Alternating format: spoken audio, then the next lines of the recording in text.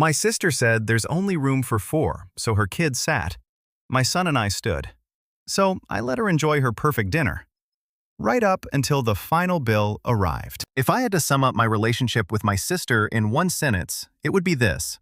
She's the kind of person who will smile at you sweetly, then pull the chair out from under you just to watch you fall and somehow convince everyone it was your fault for not sitting properly. My name's Kyle. I'm 38, and I've never been the confrontational type.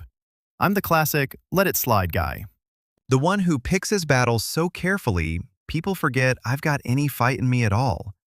But I remember every dig, every backhanded comment, every time I was told to stop overreacting, when I knew deep down I wasn't.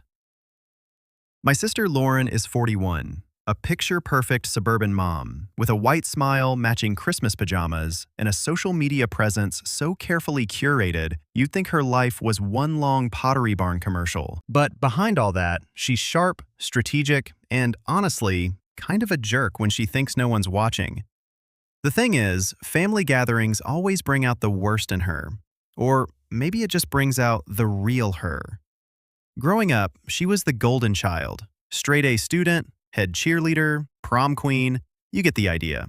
I was the quiet younger brother who liked art, didn't care much for sports, and preferred reading to shouting over who got the front seat. Our parents never said it out loud, but the favoritism was baked into everything. When Lauren got into a minor car accident, she was stressed from school. When I scraped someone's bumper in college, I was careless and irresponsible. Her mistakes were forgivable. Mine were character flaws. I didn't realize how deep those patterns ran until after Dad passed away. He was the glue, rough around the edges, but he kept the peace. Once he was gone, it was like the thin sheet covering the rot just got ripped off. Suddenly, every dinner was a power play. Every invitation came with conditions, and every time I thought we were finally getting along, she'd do something small and petty to remind me where I stood. But I dealt with it. I always dealt with it. Especially for my son Ben. Ben's 12 now, and he's everything to me. Smart, funny, kind. His mom and I divorced 5 years ago, amicably, thankfully, and I've had full custody since she moved abroad for work. I never thought being a single dad would come naturally, but it does. Or maybe it's just that he makes it easy to try. He's the kind of kid who will hold the door for strangers say please without needing a reminder, and write thank you cards after birthday parties without me nagging. I don't know how I got lucky, but I did. Anyway, a few months back, Lauren invited us to celebrate her twin's birthday at a nice place downtown. Her words, nothing too fancy, she texted, but wear something decent. They've got a dress code. That should have been my first clue. Lauren doesn't do nothing too fancy.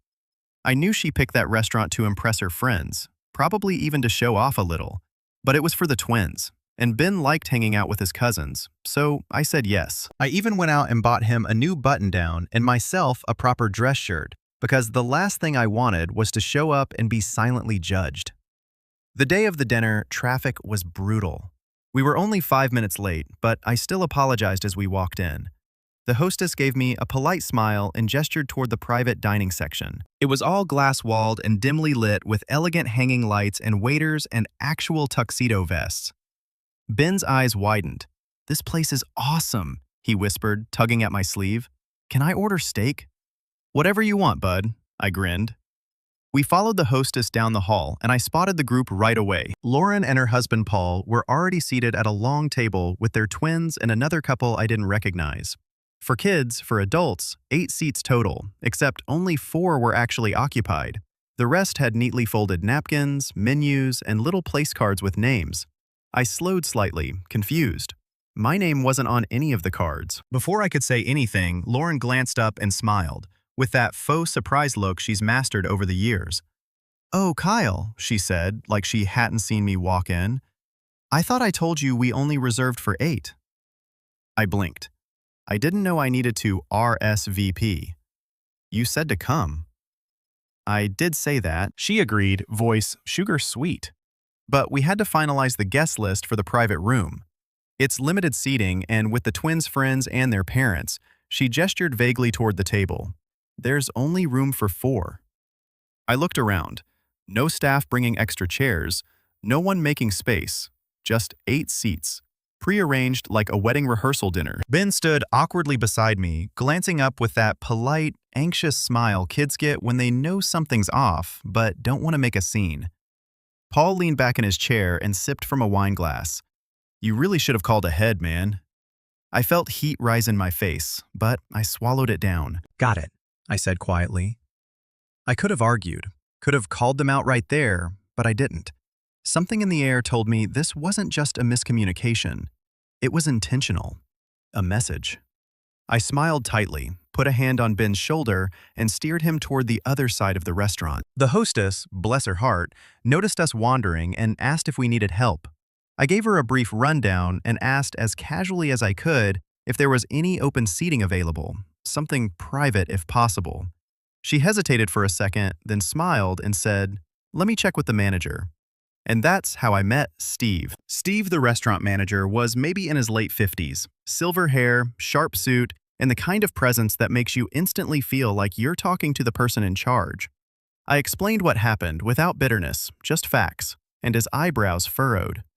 "They didn't reserve spots for you and your son even though you were invited?" "Apparently, there's only room for 4, I said, throwing up air quotes. Steve gave me a long look, then nodded once. "Give me 5 minutes."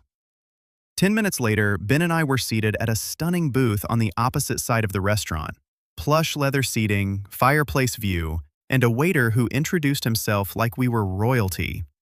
I wasn't sure what Steve did behind the scenes, but it was clear we were being taken care of. I kept my cool. I didn't go back to Lauren's table.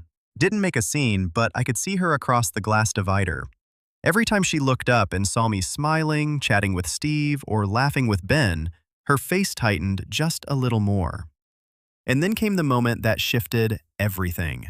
The waiter returned and said, "Mr. Kyle, the manager, wanted you to know everything has been arranged as discussed." Then looked up at me confused. "What did you arrange?" I just smiled because that was the moment I decided this wouldn't end the way Lauren expected. This wouldn't be another story where Kyle quietly takes the hit, makes excuses, and shrinks into the background. No, this time I had a plan. And by the time dessert arrived, it would all come together. Ben was sipping his lemonade through one of those fancy metal straws when I saw Lauren lean over and whisper something to Paul. He looked in our direction, then snorted into his wine. One of the twins, Noah, I think, craned his neck to look over at us too before getting gently redirected by his mom. The whole thing played out like a pantomime, subtle enough for plausible deniability, but pointed enough that it was clearly meant to sting. I didn't flinch. Instead, I smiled and gave a little wave across the room, like we were old friends catching up from afar. Steve, the manager, happened to walk by again and noticed. "Everything still good here?" he asked, glancing toward the other table with a flicker of curiosity. "Perfect," I said. "Better than expected, honestly." Ben grinned. "Dad, can I get the steak and mac and cheese?" "Go for it," I nodded. "We're celebrating."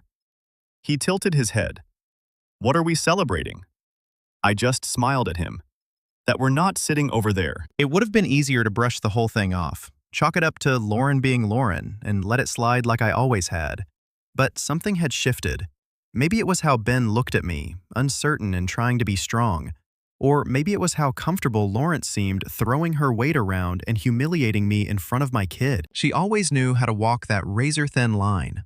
Just petty enough to make you second-guess your own anger, just subtle enough that blowing up would make you look like the problem.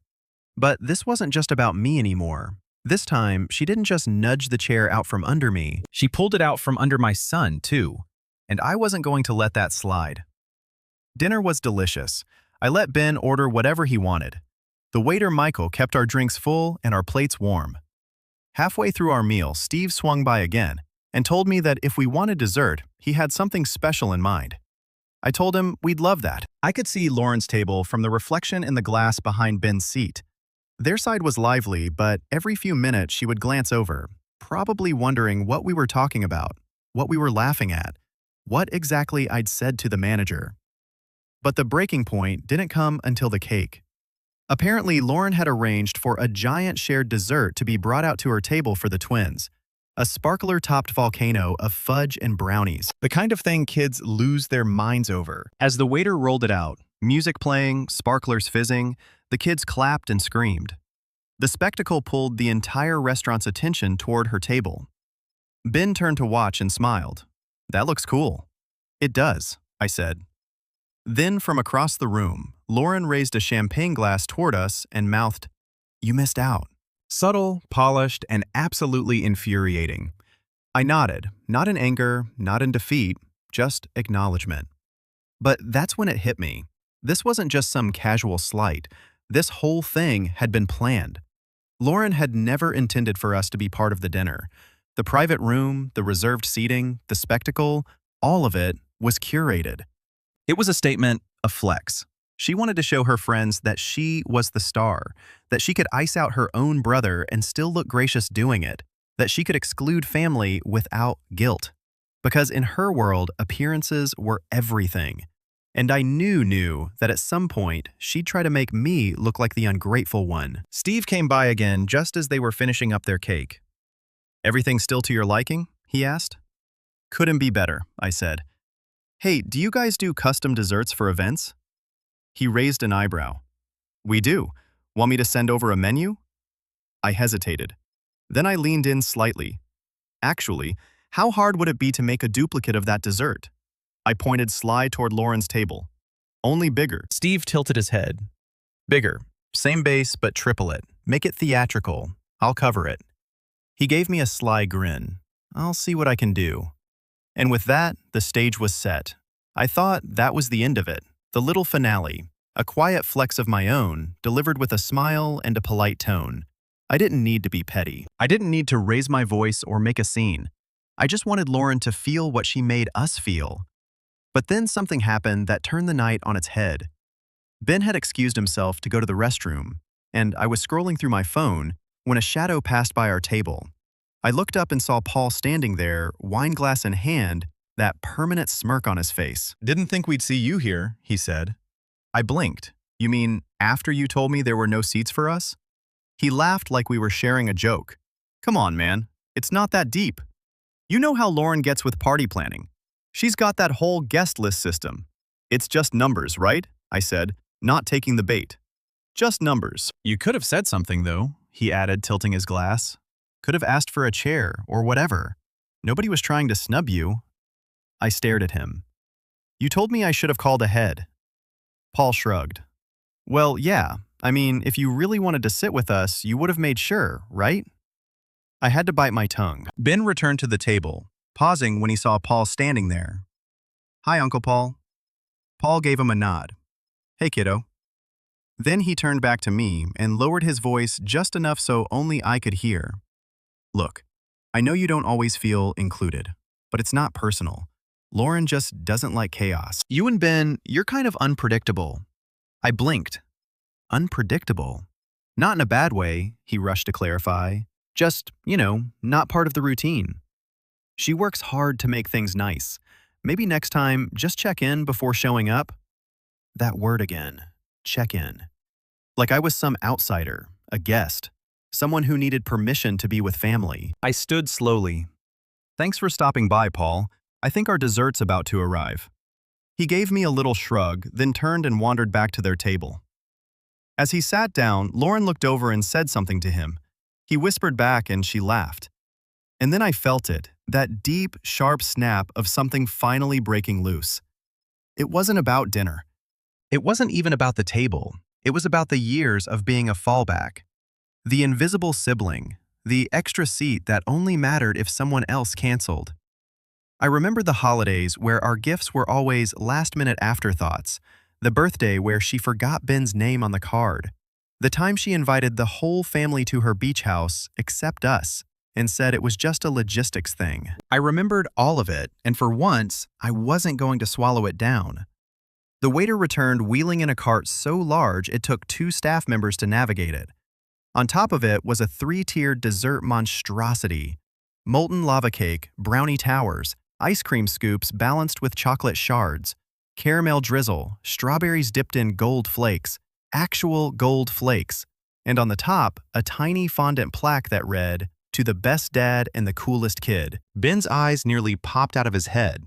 The entire restaurant gasped audibly. Phones came out. People started clapping. The waiter lit a line of sparklers around the base, and it looked like something out of a Vegas show. Across the room, Lauren's face froze. Steve reappeared like magic and clapped me on the back. "Enjoy, gentlemen. It's on the house." I blinked. "Wait, what?" He smiled. "Your story kind of stuck with me. And honestly, it's nice seeing someone treat their kid right. Consider it a manager's privilege." I was stunned. Ben dug in giggling, chocolate smeared across his cheek. "Dad, this is awesome." I laughed, overwhelmed but grateful. "Yeah, bud. It really is." Lauren didn't come over after that, but she didn't have to. I could see the tension in her jaw, the way she clutched her purse a little tighter, the subtle panic that crept in when she realized she wasn't in control of the room anymore. But the real twist that came when the check arrived. Not mine, hers. Because you see, what Lauren didn't know, what nobody at her table knew, was that the restaurant had a policy for large private dining reservations, a mandatory minimum spend of $3,000 for parties using the private room on a Friday night. And when you don't meet the minimum, they don't cancel the charge. They just charge you anyway.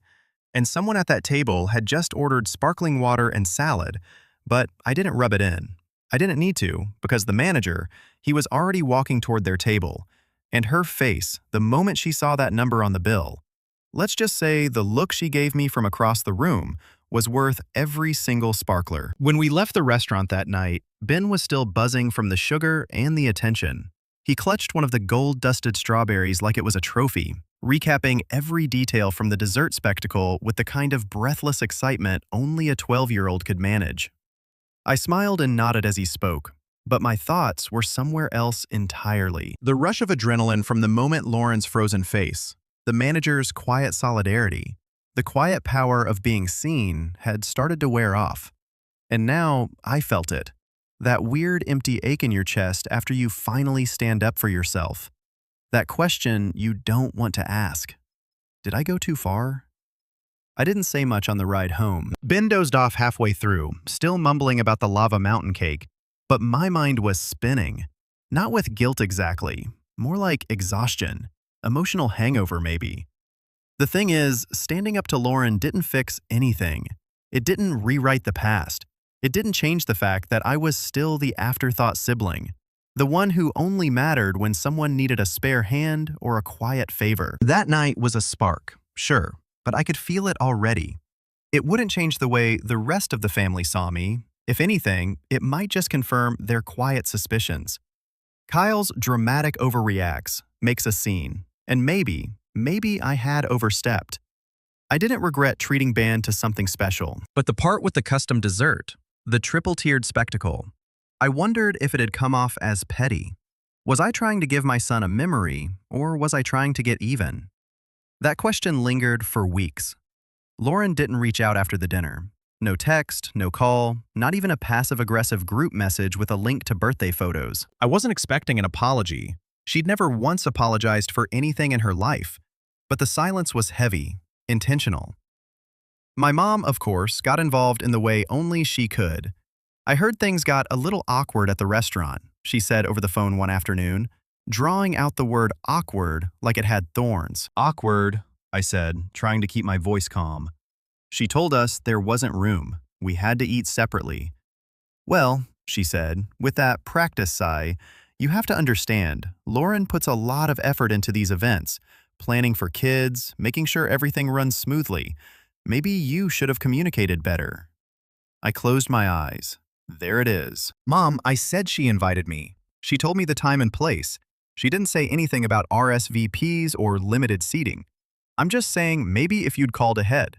She told me I should have called ahead after we showed up." A pause. "Well, maybe she was just stressed. And then I heard about some extravagant dessert." I almost laughed. "So now I'm the problem." I didn't say that she replied, but her tone said exactly that. The conversation ended soon after. No resolution, no support, just more of the same. Tiptoeing around Lauren's feelings, minimizing mine. That was the moment I realized something else. This wasn't rock bottom because of what Lauren did. It was rock bottom because I kept expecting people who never saw me to suddenly understand me. I'd spent most of my life shrinking myself to fit their comfort zones, downplaying wins, laughing off slights, telling myself, that's just how she is. But what was I teaching Ben if I kept doing that? I didn't want him to grow up thinking love meant tolerating disrespect, or that family meant obligation without boundaries. I wanted him to know his worth, and that meant I had to start showing him mine. So I stopped waiting for validation. I stopped replying to group chats that only existed to celebrate Lauren's milestones. I didn't send gifts for her twins' next event. I didn't explain myself. I didn't defend myself. I just stepped back. And in the quiet that followed, something unexpected happened. I started to breathe again. For the first time in a long while, I wasn't expending energy trying to manage family politics. I wasn't rehearsing comebacks or replaying arguments in my head. I had space. And in that space, I started to focus on something I'd long neglected. Me. I'd always been creative, drawing, painting, designing, but I'd buried that side for years, working in it to keep things stable for Ben after the divorce. It paid the bills, sure, but it never fulfilled me. One night, after Ben had gone to bed, I pulled out my old sketch pad from the back of the closet and started doodling. It felt awkward at first, like picking up a language you hadn't spoken in years. But muscle memory kicked in. One doodle became a sketch. One sketch became a full-page illustration. And one night, I posted a few of them anonymously to a Reddit art thread just to see what people thought. The response blew me away. People like my work. They really liked it. Comments poured in questions, compliments, even a couple of commission requests. I hadn't even thought about making money off it, but suddenly it didn't seem so far-fetched. I started putting in 2 hours every night after Ben went to bed. Not grinding, not hustling, just creating. For me, for the first time in years, I felt like myself again. And Ben noticed. "You've been in a better mood lately," he said one morning over breakfast. I blinked. "Really?" "Yeah," he said. "You don't seem tired anymore." I smiled, ruffled his hair. "That's because I've been drawing again." "Cool," he grinned. "Can you teach me?" That moment, that one little comment, it meant more than any apology Lauren could have ever given. From there, things snowballed in the best way. I started an Instagram art page, took on a few small gigs, logos, pet portraits, even a book cover for an indie author. It wasn't life-changing money, but it was something. A side income, a side identity, something I owned. Ben and I started doing art nights every Friday. We'd put on music, grab snacks, and draw together. Sometimes he'd try to copy my style. Other times, he'd do wild abstract stuff I'd never think of. I could see the way it gave him confidence the same way it was giving me back my voice. And with every passing week, the bitterness faded. I didn't need revenge anymore. I didn't need Lauren to hurt. I just needed to heal. But of course, family doesn't let you go quietly. It started with a birthday invitation. Not Ben's, mine. A card arrived in the mail in Lauren's handwriting. "We're doing a little joint birthday dinner for Mom and Kyle. Family only. Dress nice. RSVP." I stared at it for a long time. No call, no text, no apology. Just a neatly written invitation like nothing had happened. And the location. The same restaurant, same private room, same Friday night. I nearly tossed the card in the trash, but something held me back. Because I knew Lauren. This wasn't an olive branch. It was a reset, an attempt to reestablish control, to rewrite the narrative, to bring me back into the fold, on her terms. But I wasn't the same person anymore. I wasn't coming back to be quiet. And if Lauren wanted a dinner, she was about to get more than she bargained for. The invitation sat on the corner of my desk for 3 days. Not because I was debating whether or not to go. Deep down, I already knew the answer. I was going, but not as the same version of Kyle they expected. Not the quiet sibling who'd nod along while being sidelined. Not the doormat who smiled through gritted teeth and tried to keep the peace. That Kyle was gone. This wasn't just a birthday dinner. It was a test. Lauren was trying to reassert control. She'd chosen the restaurant. She'd included me this time, but not with warmth. With calculation, like she was saying, "See, I can be generous when I want to be, but only if you play along." Except this time, I wasn't showing up to play along. I was showing up to make a statement, and I already knew exactly how to do it. The first thing I did was call Steve, the manager from the restaurant. I didn't expect him to remember me. It had been over a month since the twins' dinner, but the moment I said my name and mentioned the triple-decker dessert, he laughed. How could I forget? He said, "You're the guy who made my pastry chef cry." In a good way, by the way. She said, that was the most fun she's had plating something in years. I smiled. Well, I've got a bit of a situation, and I think you might be the only person who can help. He listened as I explained the invitation, the setup, the way Lauren operated. I kept my tone casual but honest. I didn't want to lie or exaggerate. I just wanted him to understand. He did. Let me guess, Steve said dryly. Private room again. Limited seats. Everything perfectly orchestrated. Exactly, I said. Let me check the booking. He clicked away in the background. Yep, Friday night, same table, reserved for 10. That's what your mom, Lauren, her husband, the twins, you and your son, and probably a +1 or 2. My chest tightened. 10 seats. Just enough to make it feel like a family dinner, but not enough to invite anyone outside the immediate circle. And once again, Lauren had made herself the gatekeeper of inclusion. I want to shake things up, I said. Nothing loud, nothing petty, just something to remind her I'm not playing by her rules anymore. Steve paused. Do you want a separate table again? No, I said. This time, I want a seat at that table. And that was the beginning. Over the next few days, I started putting things in motion. Step 1. Bring someone she didn't expect. Now, Lauren had always taken subtle jabs at my social life. At family events, she'd throw out lines like, "Kyle's too busy to date, he's got Ben," and, well, his doodles. Or she'd say, "Some people are meant to be parents, some are meant to be single, and some are meant to be both." Passive-aggressive nonsense. She loved playing the game where she hinted I was somehow less adult because I hadn't remarried or paraded someone new around. And normally, I didn't care, but this time, I had a card to play. A month ago, I'd started talking to someone, Marissa. We met through an online art community. She was a graphic designer based one city over, with a wicked sense of humor and a quiet intensity that reminded me a little of myself. We'd only been on 3 dates, but we clicked.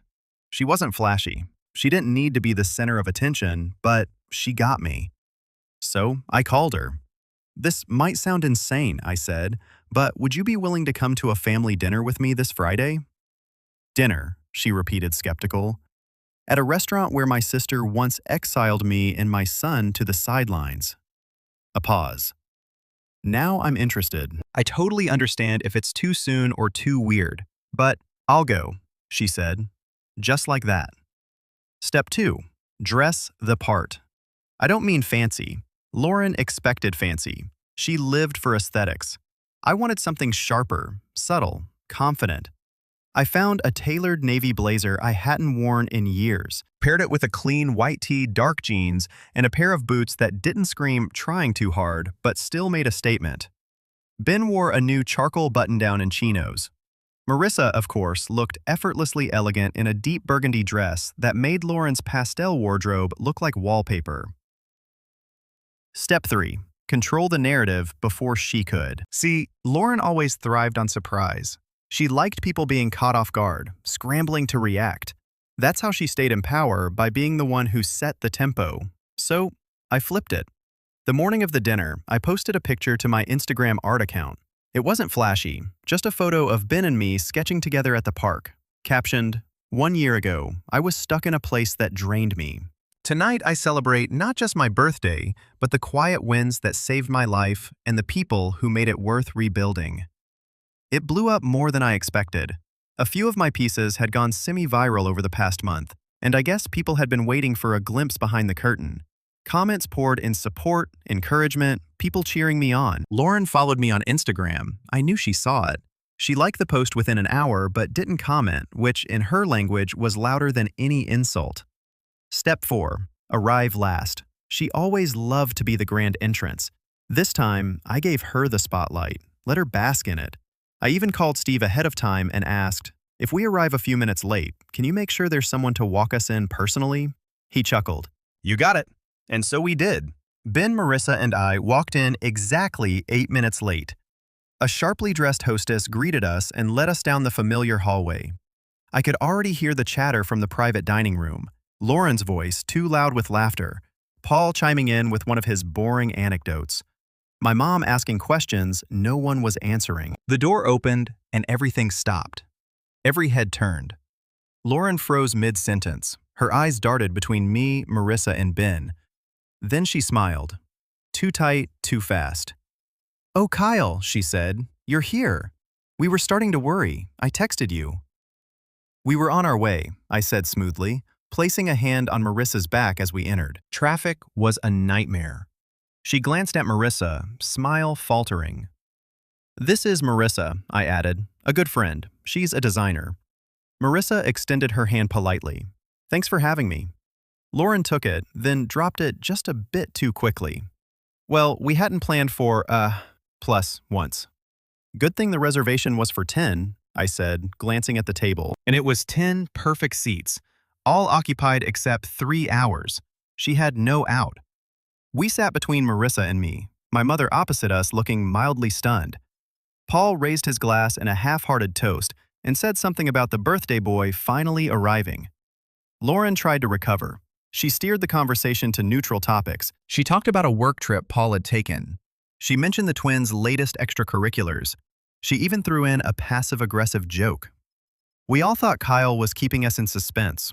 Classic artistic temperament, right? I smiled. I like to make an entrance. Guess it runs in the family. Paul chuckled. My mother looked down at her menu, but the tension was thick. Marissa handled herself like a pro. She asked thoughtful questions. She complimented the twins on their hobbies. She laughed at appropriate moments. She didn't overshare, didn't fawn, didn't try to prove anything. And that unsettled Lauren more than if she brought a spotlight and a marching band, because Marissa wasn't trying to win. She was just there, comfortable, confident, and it threw off Lauren's whole act. By the time appetizers arrived, she was spiraling. "You know," she said suddenly, sipping her wine, "Kyle's always been the mysterious one, the artist, the free spirit. We never know what he's working on, do we?" I set down my fork. "Actually, I've been working on a children's book, illustrations and all. Got picked up by a publisher last month." A hush fell over the table. My mom's eyes widened. "Really?" I nodded. "Yeah, it's about a kid who finds strength in being different, inspired by Ben." Marissa reached over and squeezed my hand gently. "That's amazing," my mom said genuinely. Lauren recovered fast. "Well, isn't that sweet," she said, smiling too wide. "Kyle always had a vivid imagination. Good thing he's finally putting it to use." Ben, God bless him, piped up right then. He also has over 30 commissions now, and his art was featured in an online magazine. I hadn't told him to say that. I hadn't even known he remembered, but the pride in his voice, that did something to me. Lauren blinked. "Well, I guess we've all been busy lately." I smiled. Some of us more than others. And with that, the balance shifted. The table had turned. Not through yelling, not through spectacle, but through presence, through proof. I was no longer the background character in Lauren's perfectly curated family narrative. I was the one rewriting the script. And yet, I wasn't done, because dessert hadn't come yet, and neither had the real surprise. The clink of forks, murmurs of awkward compliments, and the occasional forced laugh filled the room like white noise. By the time dessert rolled around, Lauren's performative warmth had calcified into something colder. She still wore the polite smile, still tilted her head with interest when someone else spoke. But her eyes kept flicking toward me, watching, calculating, waiting for a misstep she could pounce on. I didn't give her one. I'd said almost nothing since dropping the children's book bomb. Not because I didn't have more to say, but because the silence was louder. My absence from the usual family chatter unsettled her.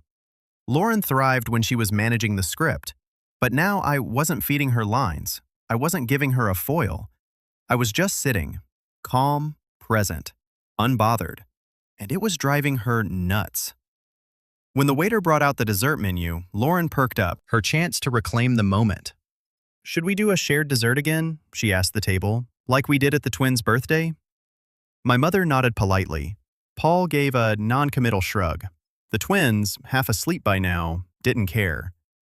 Lauren looked to me. "What do you think, Kyle?" I sipped my coffee and met her gaze. "Actually, I already arranged something." She blinked. "You did." "I spoke with Steve last week. He's got something special lined up." Before she could respond, the lights dimmed slightly, just a nudge enough for the room to hush. And then it rolled in.